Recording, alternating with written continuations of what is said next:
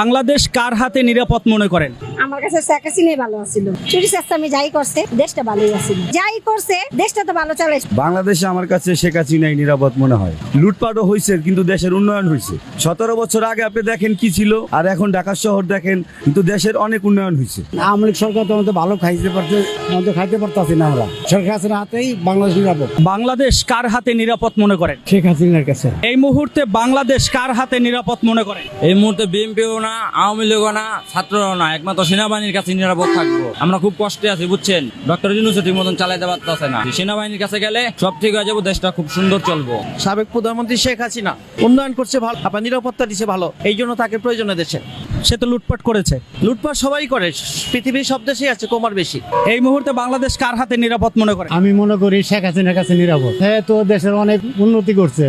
এই রাস্তাঘাট, bridge, culvert, flyover সবই শেখ হাসিনার। লুটপাটও তো করেছে। হ্যাঁ, লুটপাট করে কাজ করছে। আর বর্তমান যারা আছে এরা তো শুধু লুটপাটের ধান্দায় আছে, এরা তো কাজের ধান্দায় নাই রে ভাই। আমরা রোডে ঘাটে গাড়ি চালা খাই, আমাদের আগের সরকারই ভালো ছিল, আওয়ামী লীগ সরকার। নির্বাচন দরকার, এই সরকারের হাত নিরাপদ না, কারণ এই সরকারের নরমাল মনে করে মানুষ। নির্বাচিত সরকার আসলে দেশের সবকিছু ঠিক হয়ে যাবো। এই মুহূর্তে বাংলাদেশ কার হাতে নিরাপদ মনে করেন? শেখ হাসিনা দরকার, সেই ভালো ছিল।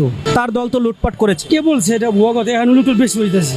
জয় বাংলা, শেখ হাসিনা দরকার। সুদকুর চাই না, সুদকুর ইনি হলো সুদকুর, ওরা চাই না। সেনাবাহিনীর হাতে নিরাপদ। সরকার নিয়ন্ত্রিত নাই, কিন্তু ছায়া সরকার আছে। সেনাবাহিনীর হাতে। এই মুহূর্তে বাংলাদেশ কার হাতে নিরাপদ মনে করেন? উপরওয়ালা যদি নিরাপদ করে, এছাড়া কোনো কিছু বলার নেই।